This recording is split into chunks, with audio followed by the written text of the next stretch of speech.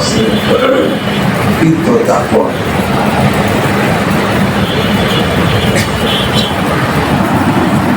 সে বিভিন্ন গুনাহের মধ্যে জড়িত। আমল আছে,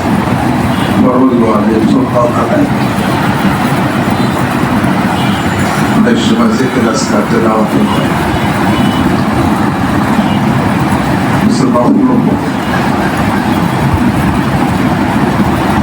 কিন্তু তাকওয়া নাই, সে গীবত করে, তার জবানের দ্বারা গীবত।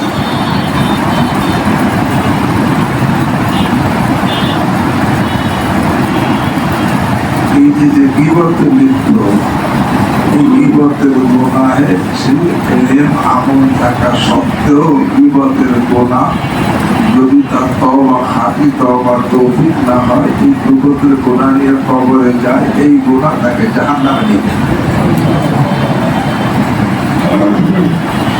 এই গীবতের গুনাহ জাহান্নামে নিয়ে যাবে।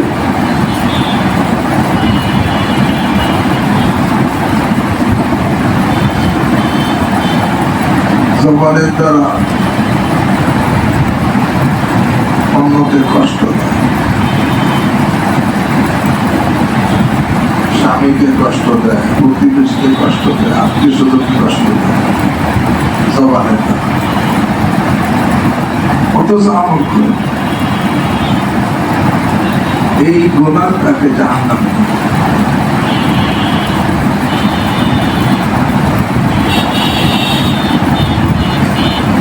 মহিলারা আল্লাহ মাফ করে, অধিকাংশ জাহান্নামী হবে কেন? স্বামীর অকৃতজ্ঞ হওয়ার কারণে, স্বামীর অবাধ্য হওয়ার কারণে, স্বামীর কষ্ট দেয়।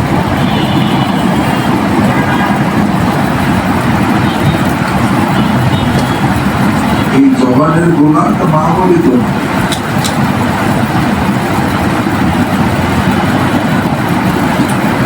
লোকের মৃত্যুর সময় তাকে একজনের কালিমার তালকিন করতেছে, কালিমা করতে বলতেছে, এবং সে বলতেছে যে আমি কালিমা সব কথা বলতে পারি, কিন্তু কালিমা পড়ার শক্তি আমার নাই। সব কথা বলতে পারো, কালিমা করতে পারো কেন? আমি এই জবান দ্বারা আমার প্রতিবেশীকে কষ্ট দিতাম, এই গুনাহ থেকে তওবা হয় না, এই অবস্থায় এখন মৃত্যু আসছে, এখন আমি কালিমা করতে পারছি।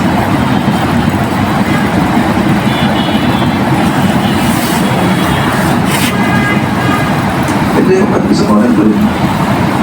এলেম আছে, আমল আছে, কিন্তু জবান সই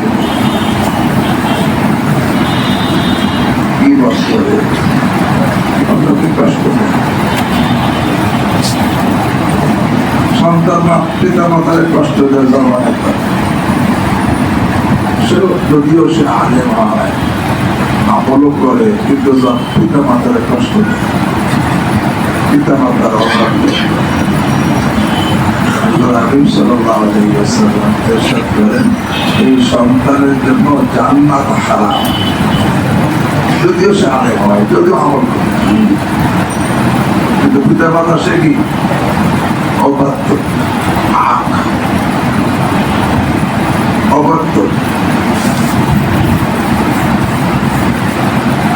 সে অবাধ্য কেন? তার ইসলাম হয়নি, এলেমও শিখছে, আমলও করে, কিন্তু সে এই গুনাহ থেকে বাঁচে।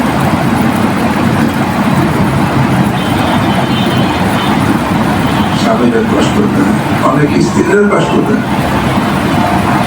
যেরকম স্বামী আল্লাহর বান্দা, স্ত্রী তো আল্লাহর বান্দা। স্ত্রীর জন্য যেরকম ভাবে স্বামীকে কষ্ট দেওয়ার অনুমতি নাই, এই গুনাহের কারণে অধিকাংশ মহিলা জাহান্নামে হবে। শুধু তাই না, হাদিসের মধ্যে আসছে, যখন কোন মহিলা তার স্বামীকে কথার মাধ্যমে কষ্ট দেয়, স্বামী যদি জান্নাতি হয়, তখন জান্নাতের হুররা এই মহিলাকে গালি দিতে কি করে, আমার মা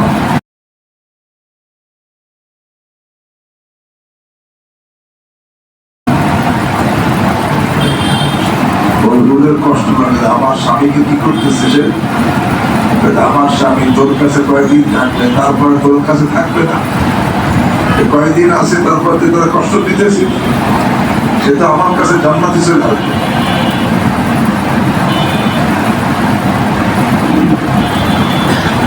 এই জন্য গোনা থেকে বাঁচেন, আমল আছে। চোখের গোনা থেকে বাঁচে না, মোবাইলের মধ্যে খারাপ ছবি দেখতে থাকে, বেকার দিকে তাকাইতে থাকে।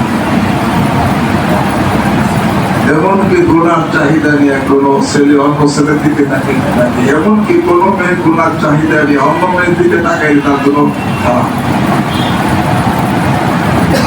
একটা মেয়ে যদি অন্য মেয়ের দিকে গুণার চাহিদা নিয়ে তাকায় তার জন্য কে কি নজরে তাকাইতেছে দুনিয়ার কেউ না জানলে কে জানে? খারাপ খায় না তারা, আমল আছে। চোখের হেফাজত, এর কারণে কত লোকের ইমান চলে গেছে, অথচ সেটা বলা আমল চোখের গোনা থেকে বাঁচে নাই, ইমান চলে গেছে। মৃত্যুর সময় ইমান হারা হয়ে গেছে। কেন? আরে ইসলাম ইসলাম হইলে সে গোনা থেকে বাঁচে। এমনি ভাবে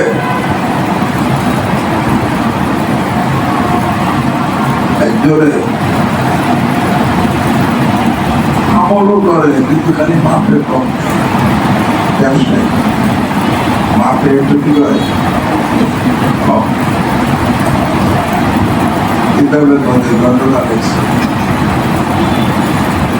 এক ব্যবসায়ী অসুস্থ সকল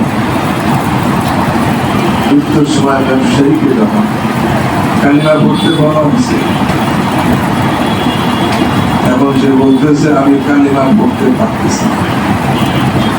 অন্য সব কথা বলে কিন্তু কালিমা করতে পারতেছি না। বলে কেন?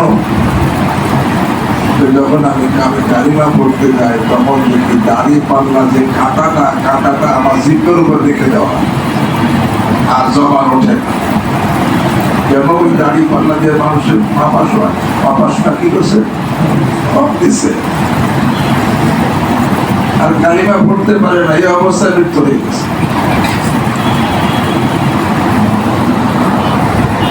আমল করছে, এলেম আছে, আমল আছে, ইসলাম না থাকার কারণে পালবে সে গুনাতে বাঁচবে। আর একজনকে বলছে মৃত্যুর সময় কালিমা পড়তে, আপনি পড়তে পারতেছেন, শক্তি পেতেছে, অথচ আপনার সব কথা বলতেছে খালি আমরা শক্তি পাচ্ছি না। কেন? চিন্তা করে তার কি কারণ? তখন বলছে কারণ হলো আমার দ্বারা জেনা হয়ে গেছে, জেনার গোনা হয়ে গেছে, এই জন্য এখন কালিমা পড়ার শক্তি আমি পেতেছি। অর্থাৎ গোনা তো হয়েছে, তওবা হয় নাই, এই অবস্থায় আমার মৃত্যু আসছে, আমার কালিমা পড়তে পারতেছে।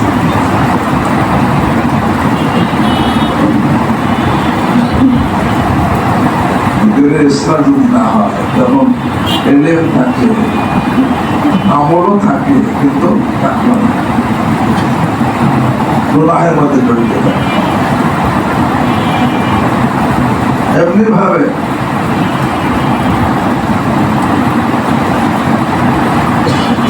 ইসলাম না থাকলে কি হয়? আমল তো করে কিন্তু নামের জন্য, দেখানোর জন্য, প্রশংসার জন্য, প্রসিদ্ধ হওয়ার জন্য, বক্ততা নিয়ার সাথে করে, ইখলাসের সাথে করে আমল করতেছে।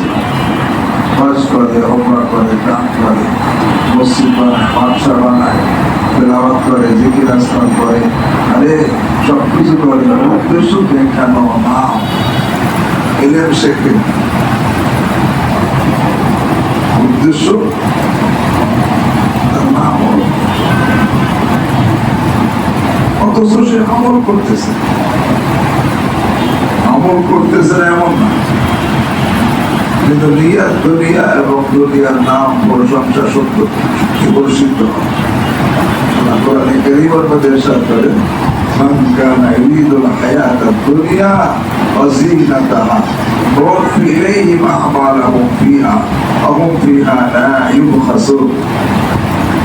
যারা দুনিয়ার মধ্যে আমল করতেছে দুনিয়ার জন্য, যারা আমল করতেছে দুনিয়ার নিয়তে, দুনিয়ার লাভের নিয়তে, তারা আমল,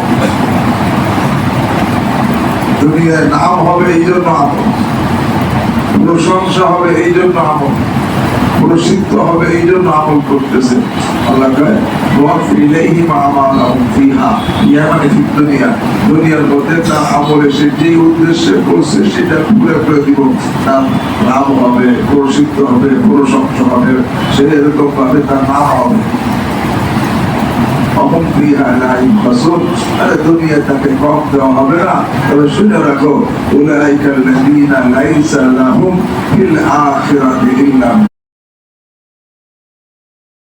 উলাইকা আল্লাযীনা লাইসা লাহুম ফিল আখিরাতি ইল্লা, এদের জন্য আখিরাতে একমাত্র জাহান্নাম। এরা কিন্তু আমল করছে, এমন না যে আমল করে নাই, কিন্তু করছে দুনিয়ার সাথে, দুনিয়ার জন্য, নামের জন্য, প্রশংসার জন্য, প্রসিদ্ধ হওয়ার জন্য। এই রিয়ার সাথে আমল পুরুষ করুক বা মহিলা করুক, এই অবস্থাতে তওবা নসিব না হয়। আর রিয়াওয়ালা আমল নিয়ে আমল, রিয়ার মধ্যে থাকা অবস্থায় মৃত্যু চলে আসে, এই আমলে তাকে জাহান্নামে নিয়ে যায়। কে বলছেন? এই রিয়ার মধ্যে কেন বেড়ে ইসলামে সংশোধন হয় না, এমনি নদীরই কাজ করতেছে, পড়াইতেছে, দাম খারাপ করতেছে, সব চলতেছে, কিন্তু কেন দেবের ইসলাম আমলও এলেমও আছে, আমলও আছে, খালি একটা সহি। এই গুনাহের কারণে যদি এর থেকে তওবা নসিব না হয়, এই অবস্থায় কবরে চলে যায়। আল্লাহ বলেন, দুনিয়া তার সে যে জন্য করছে সেটা একটা পরিপূর্ণ দিয়ে দিব, দুনিয়াও দিব, প্রশংসাও দিব, তাকে সুনাম ছড়া দিব, প্রসিদ্ধ করে দেব। কিন্তু আখিরাতে তাদের জন্য একমাত্র জানা। কে বলছেন? কেন আমল পেল জাহান্নাম কেন বলে? সে রিয়ার সাথে আমল করছে, আল্লাহর জন্য করে নাই। কেন করে নাই? দেবের ইসলামে এদের সংশোধন হয়, এই জন্য আমল তো চলতেছে। রিয়াওয়ালা আমল নিয়ে যদি কবরে যায়, এই আমলের অপরাধেই সেটা আল্লাহ আমাকে আপনাদেরকে এমনি ভাবে অনেকে আছে, ভালো এলেমও আছে, আমলও আছে, সব আমল করে, কিন্তু আমি যত এলেমই শিখি, যত আমলি শিখি, আমলি করি, যত করি না,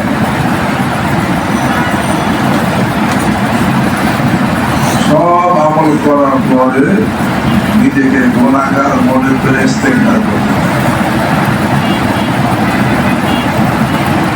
নামাজের সালাম ফিরেই আমরা কি পড়ি? ইস্তেগফার করা। এই জন্য ইস্তেগফার আল্লাহ শিখেছে।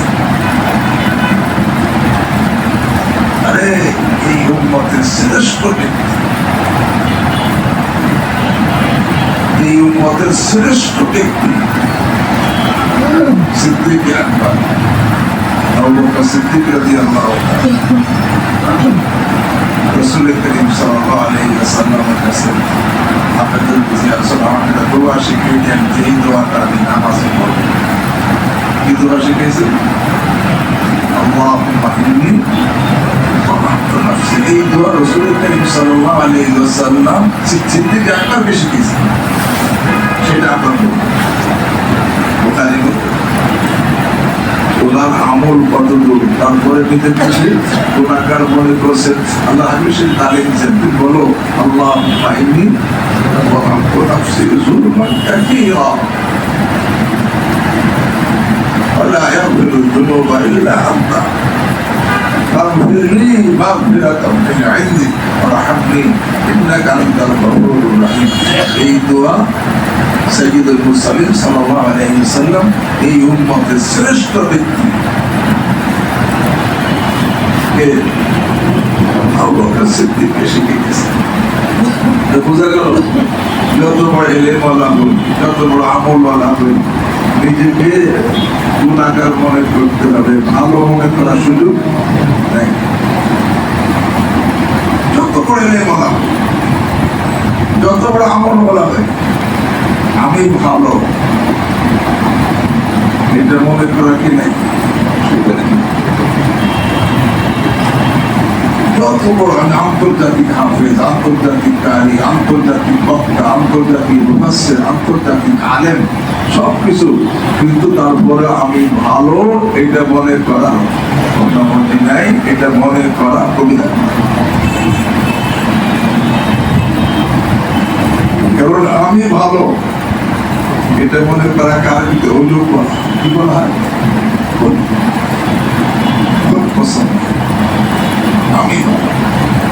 আমি ভালো কারি, আমি ভালো আলেম, আমি ভালো বক্তা, আমি ভালো আমার নামাজি, আমি ভালো হাফেজ। এই যে আমি ভালো, আমি উত্তম, আমার খায়ের, একে কি বলে? অযোগ বলা হয়। অযোগ মানে খোদ পছন্দ, খোদ পছন্দি মানে নিজেকে নিজে ভালো মনে করেন, আমি ভালো।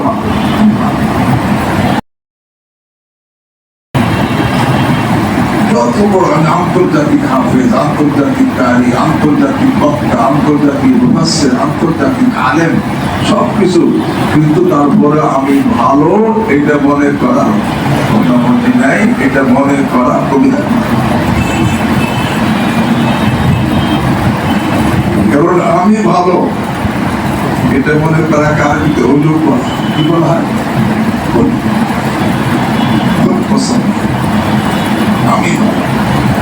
আমি ভালো কারি, আমি ভালো আলেম, আমি ভালো বক্তা, আমি ভালো আমার নামাজি, আমি ভালো হাফেজ। এই যে আমি ভালো, আমি উত্তম, আমার খায়ের, একে কি বলে? অযোগ বলা হয়। অযোগ মানে খোদ পছন্দ, খোদ পছন্দি মানে নিজেকে নিজে ভালো মনে করেন, আমি ভালো।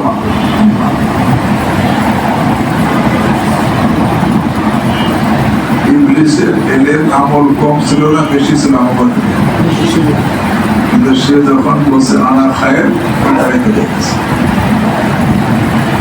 সে বলছে না আনা খায়ের লোকে আমি উত্তম। এই কথা বলার কারণ সে কি হয়েছে?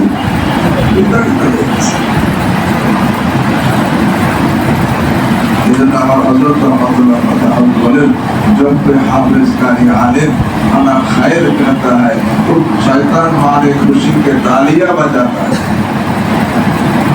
যখন কোন হাফেজ কারি আলেম বলে আমি উত্তম, তো শয়তান খুশির চোটে তালি বাজায় और कहता है, এবং শয়তান বলে जिस अना खैर की वजह से मैं मरदूद हुआ हो, उसी अना खैर में मैंने फुला फुला को मुब्तला कर दिया। যে আমি ভালো, আমি উত্তম বলার কারণে আমি বিতাড়িত হয়েছি এই গুনাহ, এই আমি উত্তম এই মনোভাবের মধ্যে অমক অমককে আমি লিপ্ত হয়েছি। আমার স্বামী কি লিখছেন? দুইটা গুনাহ এমন মারাত্মক,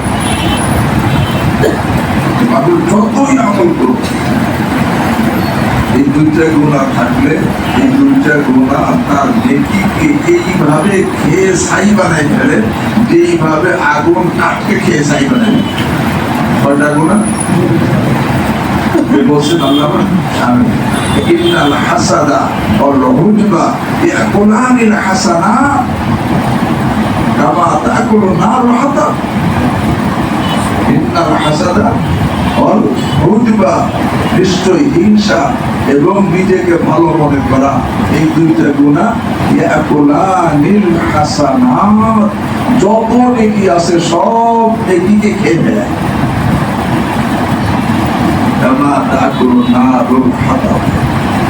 যেভাবে আগুন আটকে চলে যায়।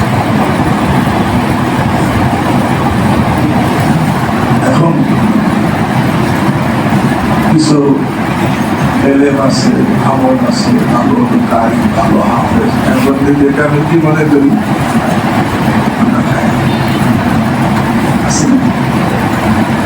অথচ এই গুনায় তাকে ধ্বংস করে দিবে, জাহান্নামী বানাই দেবে। এটা কেন? এইগুলা নিজের কলমের ইসলামে ধীরে ধীরে ইসলাম হইল, সে নিজেকে ভালো মনে করত, সে নিজেকে গুনাহগার মনে করে সবসময় কি করতো? ইস্তেগফার, মান লাজিমা ইস্তেগফার, যে সবসময় ইস্তেগফারকে আটকে ধরবে, আল্লাহ তাকে বিপদ থেকে বের হওয়ার রাস্তা করে দিবে। কিন্তু যে নিজেকে ভালো মনে করে সে তো সব ইস্তেগফার করে না। এই গুনাহের মধ্যে আমল করেও সে ক্ষতিগ্রস্ত হইতেছে। কেন? ভিতরে করবো না, হ্যাঁ, অজীবের গুনাহ, এবার অজীবের গুনাহ লিপ্ত হয়, আল্লাহ রহমত তাদের চলে যায়। কিন্তু আজাবাতকুম কাসরাতুকুম ফালাম তুগনি আনকুম শাইআ ওয়া দাকাত আলাইকুম আল আরদু বিমা রাহাবাত সুম্মা ওয়াল্লাইতুম মুদবিরিন। এইজন্য কলমের ইসলাম না হলে কি হয়? সেটা হয় না। জবানের গুনাহ, চোখের গুনাহ, জিনার গুনাহ বাঁচে না, বিয়া থেকে সে বাঁচে না, ওজুম থেকে সে বাঁচে না, ভিতরে ওজুম থাকে খুব পছন্দ, যাতে আমল করেও সে ক্ষতিগ্রস্ত, ধ্বংস হয়ে। আল্লাহ আমাকে আপনাদেরকে হেফাজত করেন। এমনি ভাবে আমি যতই আমল করি, আমল করে শুকর তো করতে হবে, শুকর। আল্লাহ আপনি মেহেরবানি করে আমাকে আমলের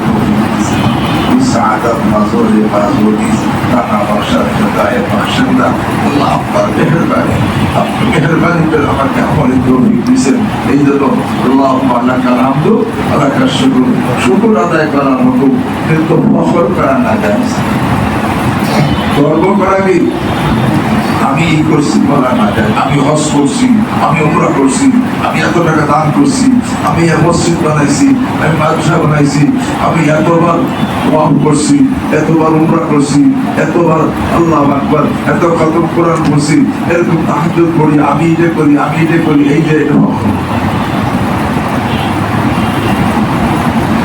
একজন আমলকারী যতই কম আমল করুক, কিন্তু ফখর যদি করে, ওনাকে বলে ইন্নাল্লাহা লা ইউহিব্বু মান কানা মুখতালান ফাখুরা। নিশ্চয়ই আল্লাহ তাকে ভালোবাসেন।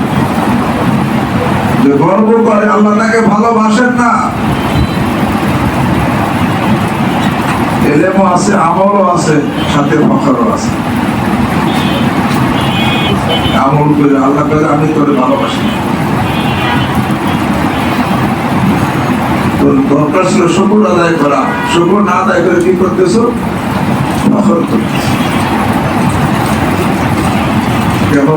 এই যে এলেম শিখছে, আমলও করতেছে, কিন্তু এখন সে শুকর আদায় না করে ফখর কেন করতেছে? কলমের ইসলামে। কলমের ইসলাম থাকতো, সে শুকর আদায় করতো, ফখর করতো, ফখর করে ধ্বংস হইত। এমনি ভাবে আমি যতই আমল করি,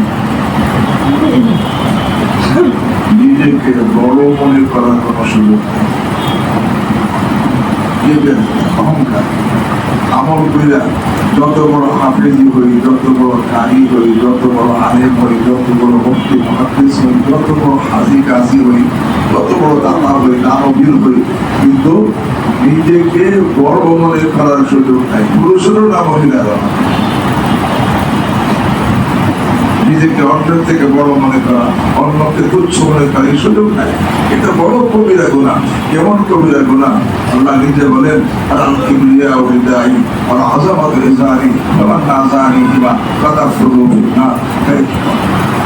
অহংকার আমার চাদর, বড় তো আমার লুঙ্গি।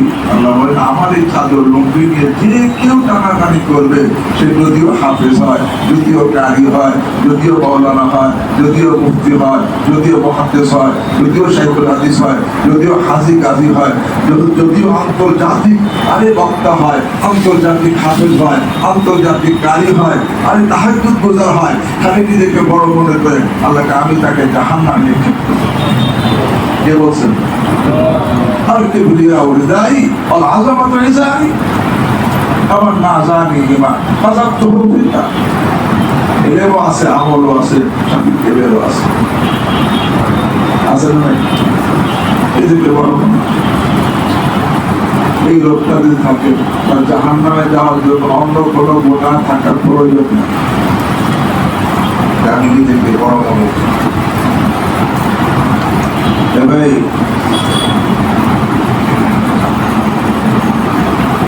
যত বড় আন্তর্জাতিক ব্যক্তি হোক, তার কি নিজেকে বড় মনে করার অধিকার আছে? নাকি বলেন অলাহুল কিবরিয়া ফিস সামাওয়াতি ওয়াল আরদ। নাহমানি একমাত্র কার জন্য? শুধুমাত্র কেবলমাত্র একমাত্র বড়ত্ব কার? আসমান জমিনের সব জায়গায় বড়ত্ব একমাত্র কার? আমি নিজেকে বড় মনে করি। কত বড় তোমার এলেম আমল থাকা সত্ত্বেও কেবল লিপ্ত কেন? বাংলা ইসলাম এলেম আছে, আমলও আছে, এলেমও আছে, আমলও আছে, কিন্তু দিলের ইসলাম না থাকার কারণে সে কেবলের মতো নেই। নিজেকে বড় মনে করে কি করে না? পুরুষ মহিলা। অথচ যত বড় এলেম ওয়ালা হোক, যত বড় আমল ওয়ালা হোক, নিজেকে বড় মনে করার সুযোগ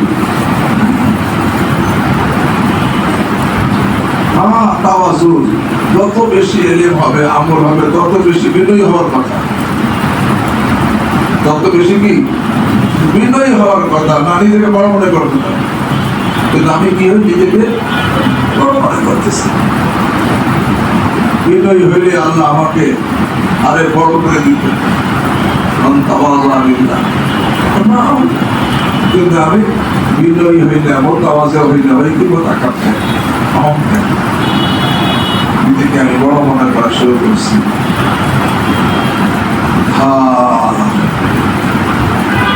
এলেম আছে, আমল আছে, তারপর নিজেকে বড় মনে করতেছি কেন?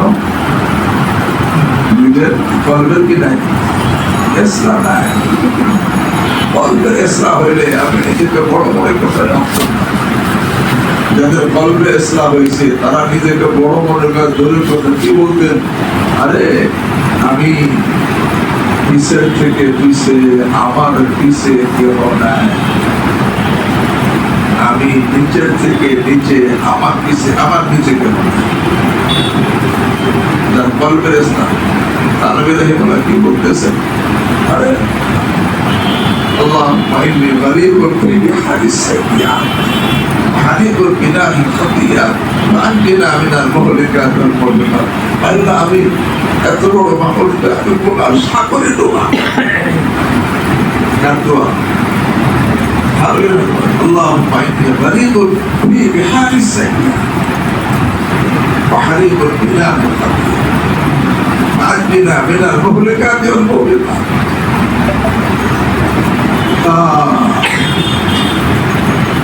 শুধু তাই না, যারা এলেম ওয়ালা, তাদের কলবে ইসলাম হয়েছে, তারা নিজেকে কত ছোট মনে করছে। সবসময় পরিচয় কথা বলছে, আপনার এত বড় মানুষ কিন্তু নাম লিখতে না চেয়ে শামসুল হক লিখলেন আসের নানতুরাই বললেন এত বড় মানুষ হুজ্জত ইসলাম আসের নানক দেওবন্দ মাদ্রাসার প্রতিষ্ঠাতা এবং কতটা কারনামা আছে সাইকুদ্দিন মাহমুদ দেওবন্দি রহিমুল্লাহ তার ছাত্রকে বলতেছেন ওস্তাদ হাসান নানতুরি মাহমুদ হাসান তোমরা একটা মোটা একটা মোটা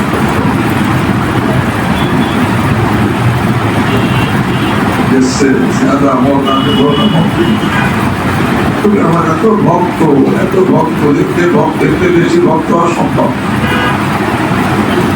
ছাত্র উস্তাদ প্রতি ভক্ত উস্তাদ দিলে বলতেছে পরে বলতেছে তমসে তারা আওয়াজ উঠে বাদ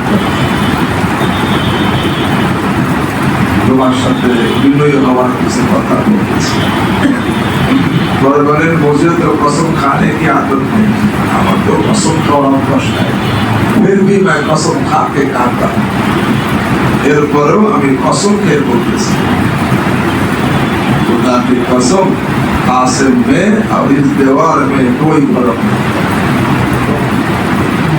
কি বলতেছেন खुदा की कसम आसिम में और इस दीवार में कोई फर्क नहीं आसिमेর মধ্যে আর দেওয়ালের মধ্যে কোনো পার্থক্য নেই অথচ এলেম কোন পর্যন্ত আমার কি পরিমাণ আমল কি পরিমাণ হুজ্জত ইসলাম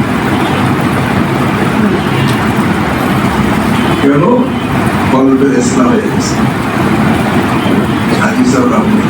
আর ইসলাম না হওয়ার কারণে ইসলাম না হয় তাহলে এলেমও থাকবে আমলও থাকবে যার যত বেশি এলেম থাকবে কিন্তু ইসলাম নাই সে তত বড় কেবলে থাকবে তত বড় অহংকারে ইসলাম না এমনি ভাবে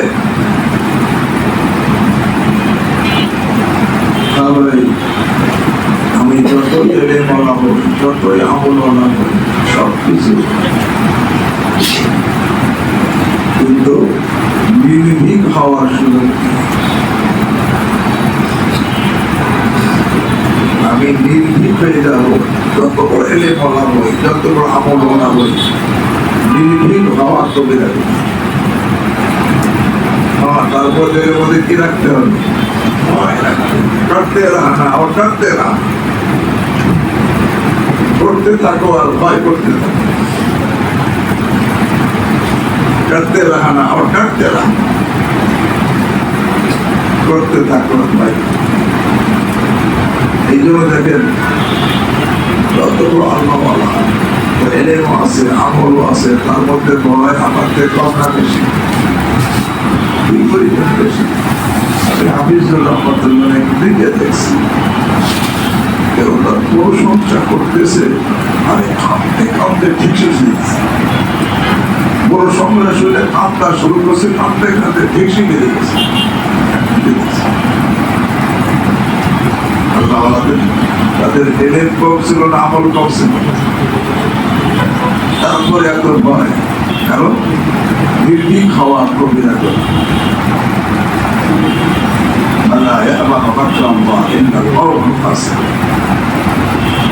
আল্লাহর পক্ষ থেকে নিশ্চিন্ত হয় নির্ভীক হয় একমাত্র তারাই যারা ধ্বংস